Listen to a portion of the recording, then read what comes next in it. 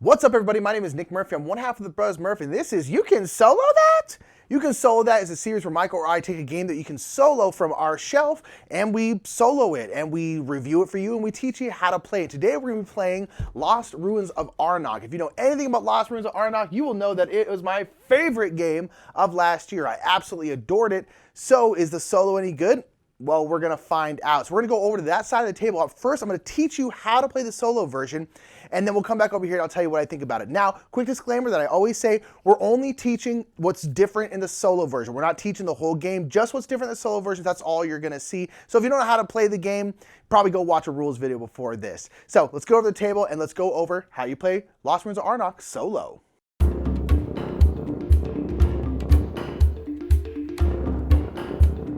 You will set up the game board the same way you would for a two-player game, and you may use either side of the board.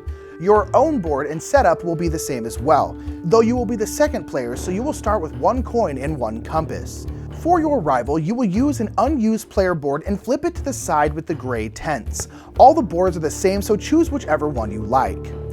Give your rival all 6 of the remaining archaeologists, but only 1 research token. The rival will only use the magnifying glass, and it will start at the bottom alongside yours. You will then build the rival action stack. There are 15 action tiles, but only 10 will be used. These 5 archaeologist tiles will always be used, but the other 10 are split into red and green tiles. This is how you choose the difficulty of the game. Each tile has both a green and a red version. The red tiles are harder, more aggressive versions of the green tiles. You will need one of each type of tile. The more green tiles you choose, the easier the game will be.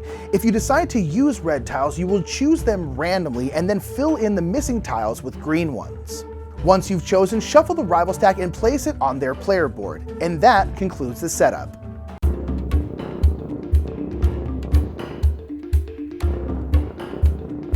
Your gameplay is exactly the same as it is in a normal game, but your rival is better than you, obviously, so they will always go first.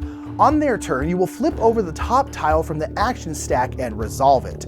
The rival will not pass until it's gone through all 10 of its tiles, even if you have already passed. The rival will never gain or spend resources or gain fear cards. Some of the green action tiles have this symbol here. This symbol means that the action will not resolve if it's in the 5th round, and you will skip the rival's turn. Very often, the rival will have multiple options when it comes to taking its actions. Whenever there are multiple valid options, the rival will always choose the leftmost or rightmost option depending on which direction the arrow on the rival stack is pointing. For example, if the rival had to choose between these 2 item cards and the action tile is pointing to the left, they will then choose the left card. For the 5 archaeologist tiles, the rival will place one of their archaeologists at an unoccupied dig site that depicts the resource shown. They will take a site at the highest level possible. If there are none in the top row, they will go to the middle rows and then the bottom rows. For example, if the rival needed to go to a dig site with an arrowhead, they would go to this site, since there were none in the top row and the action stack is pointing to the right. If there are no open sites for the rival to go to, they will do nothing. The rival can also discover a new site. When this tile is flipped, the rival will choose either a level 1 or level 2 site depending on which round it is, though the site will only come with a guardian in certain rounds. If it's a level 1 site, the rival will put it on the bottom middle row, though if all sites there are full, they will place it in the top middle row. Place a rival archaeologist on the newly discovered site and move the idle tokens to the rival's player board. If the face-up idol is one the rival hasn't collected yet, place it in its appropriate spot. If the rival already has one of that type, or if they collected a face-down idol, place it in the -1 space. When the research action tile is flipped, the rival will move their magnifying glass up on the research track. If there's a bonus tile on the space, remove it from the game. If the rival cannot advance further because they're already at the top, they will take a 6-point tile instead. When resolving this action tile, the rival will also remove the assistant from the highest stack. If playing on the Snake Temple board, when the rival's research token reaches the assistant rescue space, they will remove the topmost assistant from that stack in addition to the assistant they normally remove. When the Overcome a Guardian tile is flipped, the rival will overcome a Guardian from a site where they have an Archaeologist. This will be flipped and stored in the appropriate space on their board. If the rival has no Guardian to overcome, they will instead move up on the research track, though they will not remove an assistant if moved in this way. The artifact and item action tiles work in the same way. If playing with the green tiles, the rival will gain the card with the lowest point value. If playing with the red tiles, they will gain the card with the highest point value. Once you have passed and the rival has used all 10 of their action tiles, the round will end. The rival will gain all of their Archaeologists back, remembering that they don't ever gain fear cards, so they can just leave Guardian sites scot-free. You will then shuffle their action stack and then set up for the next round as you would in a normal game. Though if it's the end of the 5th round, the game is over and you move to scoring.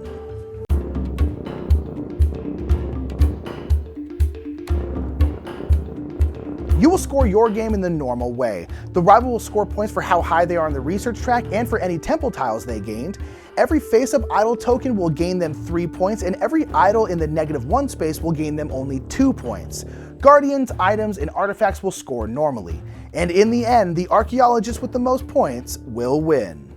So that was, freaking nailed it. Easy, Rodney. Lost Ruins of Arnak Solo Edition. Get wrecked. So what do I think of it? Again, this was my favorite game of last year, so does the solo hold up? Yeah, it really, really does. I actually really like this solo version. It might even be, it's already probably my top 5 favorite solo games. It might even break the top 3, maybe even top 2 eventually. I really enjoy it. If you know anything about me and what I like in a solo game, there's 2 main things that are generally relatively constant. Not always, but these 2 things are usually pretty constant. One, I want a win-lose condition. I don't like beat your own score solo games. I don't find them engaging really at all for the most part.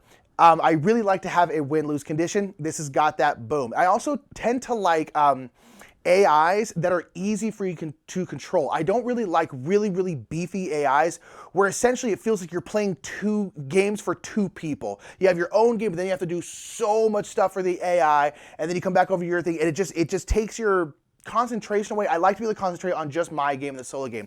This also, the AI is very easy. And it's so nice that the AI is so simple because it just makes the game flow easy. The AI is just, you flip over one of their action tiles and then you do what it says. It's usually putting out an Archaeologist or like removing a Guardian or moving up the research track. And then if there's a tie, you just go based off of whatever arrow is on the top of the action stack. Super easy. So you're like, okay, so AI's turn, flip this, okay, put this one, okay, it's gonna go here, boom. Okay, now I'm back to my turn. Okay, now I can really focus on what I wanna do. Okay, I'm gonna do this, I'm gonna turn in this again, their compass, so I can do this, okay, cool, back to AI, boom, done. Okay, cool, and then it just flows really well. And the AI is interesting in terms of that it's just kind of simulating kind of a 4-player game because they have 6 archaeologists out. So they're essentially just blocking stuff and just racing up the research track, and that's pretty much it. I also really like that there are technically 6 levels of difficulty you can play with because those red and green action tiles, you just kind of swap out as many of those as you want. If you want a super easy game, you can play all green. If you want a much harder game, you can play all red. I actually played with a couple different difficulties when I was playing this game for this review. Mike actually played Lost Ruins solo before me, and he played with all green because he didn't know like how hard the easy mode was, and he crushed pretty heavy. So he told me that beforehand. So for my first game, I was like, okay, I'm gonna go ahead and play with 2 reds. I'm gonna switch in 2 reds, and I was able to win. I didn't like absolutely destroy, but I was able to win somewhat easy. So I was like, okay, let's bump it up to 4. And we bumped up to 4, I then lost on a tiebreaker. So I was like, okay, cool. And I'm not saying that like, I'm super good at this game, so like 4 might be too easy for still some people, but I was like, okay, cool. It does get harder. They are able to score more and more points this way. And then if you want, you can even bump it up to all 5 red. And because Lost Ruins of Arnak, like a lot of other games, are games that as you play them, you just legitimately get better at them. You understand the engine building of it, you understand the combos, and you can just kind of keep going farther and farther and farther. My guess is after like 5 or 6 solo plays, maybe a couple more, you'll basically play all red all the time. I don't see I don't see a world where I would ever go below like 4 reds. The one where I lost in a tiebreaker. I don't see me ever being like, I just want like a really easy game. I want to go all greens. I just can't really imagine myself doing that. I think you'll be all 5 reds pretty much the entire time. But it is one of those things, one thing I was worried about until recently was, I was like, man, even with all 5 reds, I think, especially after a couple more plays and I'm just better at this game, I feel like I would be able to beat the AI basically every single time. I was a little bit worried about that the game wasn't going to be hard enough. But then I went onto their website, because in the back of the book, there's like, hey, there's also a solo campaign. And I was like, what? There's a solo campaign on top of this solo version? There is. If you go to www.arnak.game, there is a solo. It's like a 2-campaign solo campaign that I haven't played. I'm going to say it right now. I just want to do the vanilla game. I didn't want to get into all that. But there is like another kind of way to play the solo game. There's different setups and different things that you're trying to do, which I think is super, super cool. But also on the website, there is a solo like mini expansion, which is just a print and play, which I think is super, super cool. And in that one, there are now your green tiles, your red tiles per normal, but there are also in that one, there's purple tiles. And the purple tiles are even harder versions of the tiles. So I'm like, oh, okay, so now we can ratchet up the difficulty even more. I am all for that. So as we play, I'm probably gonna print out those purple tiles because I want a hard solo game. So this game, solo, is just in the base game, basically how it is now, really, really good. If you like Lost Ruins of Arnak and you like solo games, play it solo because it's the exact same game for you.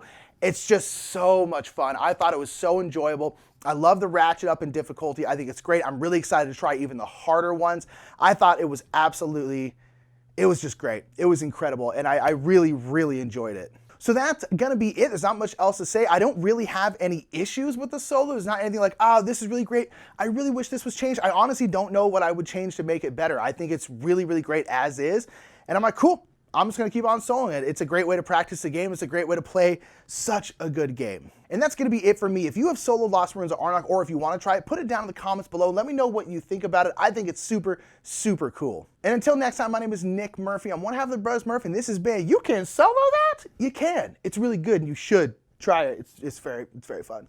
Thank you so much for watching that You Can Solo That. If you want to check out the last You Can Solo That, it'll be one of Calico that Mike did, which is right there. And then that one right there is a You Can Solo That of Paladins of the West Kingdom. So check out more You Can Solo That's because, I don't know, I think it's a cool series that we do. So we want you to watch more. Also, make sure to subscribe, like this video, thumb it up, do all the stuff. You know, you've been on YouTube. You know what you're doing.